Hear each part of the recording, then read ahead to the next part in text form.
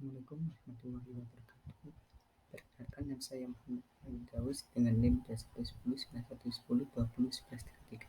Di sini saya akan mempresentasikan hasil kerja saya mengenai hasil analisis program food estate untuk memenuhi tugas TS dari mata kuliah perencanaan pembangunan dengan dosen pengampu Bapak Syukron Makmun SOS MSI.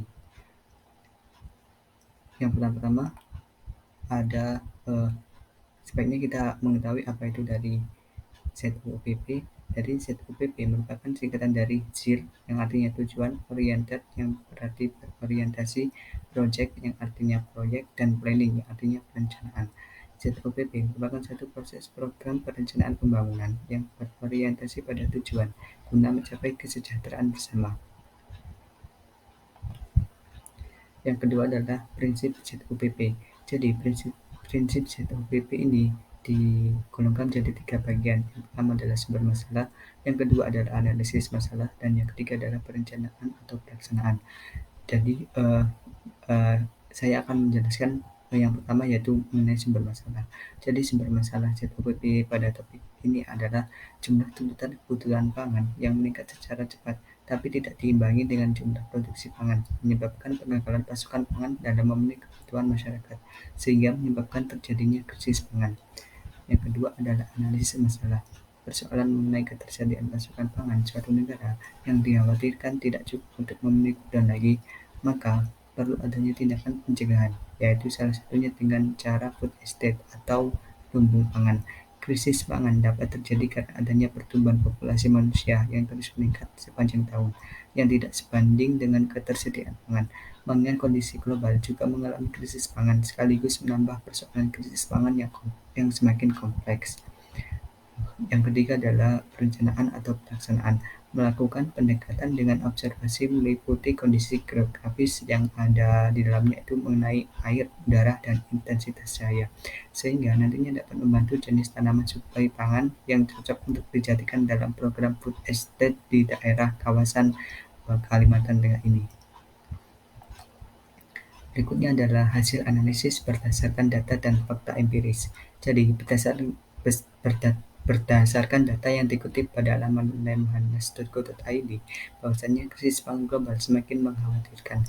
Hal ini juga diungkapkan oleh Menteri Luar Negeri yaitu Ibu Retno Marsudi. Beliau mengatakan bahwa diperkirakan terdapat 179 sampai 181 juta orang di 41 negara akan menghadapi krisis pangan global. Terlebih ditambah adanya perang Ukraina-Rusia juga memperburuk kondisi global dalam penyediaan energi, pangan, dan keuangan terhadap seluruh negara. Adanya food estate yang diselenggarakan oleh pemerintah merupakan langkah yang tepat guna mencegah krisis pangan nasional. Program food estate ini perlu diselenggarakan secara berkelanjutan guna memenuhi kebutuhan pangan yang terus-menerus dengan mengedepankan tujuan nasional untuk seluruh warga Indonesia. Berikutnya adalah food estate, apakah diteruskan? Program food estate tentunya selalu layak untuk diteruskan, mengingat program ini merupakan program formulasi terhadap masalah yang terjadi di global, khususnya nasional.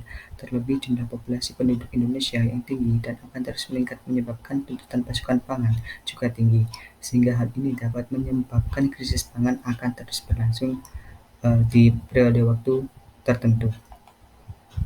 Berikutnya mengenai mengapa food estate itu perlu dilakukan. Seperti yang telah dijelaskan sebelumnya, mengapa harus dilaksanakan program food estate. Jadi maka sebaiknya program ini harus diselenggarakan secara konsisten karena sebagai upaya untuk mengantisipasi tantangan maupun masalah nasional, yakni krisis pangan.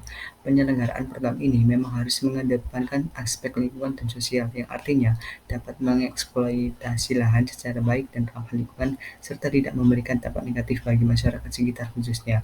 Program ini sebaiknya diselenggarakan pemerintah dengan penuh tanggung jawab dalam menyediakan pasokan pangan guna memenuhi kebutuhan pangan nasional.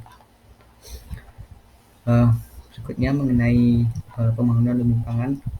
Jadi ada rekomendasi alternatif dari saya, yaitu mengingat Indonesia merupakan negara yang memiliki kondisi geografis yang strategis.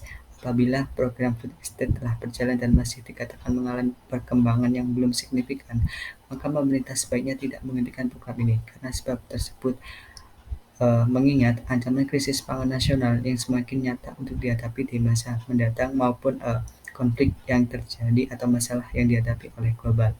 Walaupun program food estate oleh pemerintah hanya berlaku di kawasan Kalimantan Tengah, tapi peran pemerintahan daerah lain juga selayaknya memiliki inisiatif untuk bekerja sama dalam menggalakkan program food estate demi menyelesaikan persoalan nasional mengenai krisis pangan guna mewujudkan ketahanan pangan melalui penyediaan pasokan pangan secara berkelanjutan.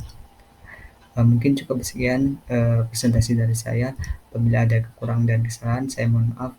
Assalamualaikum warahmatullahi wabarakatuh.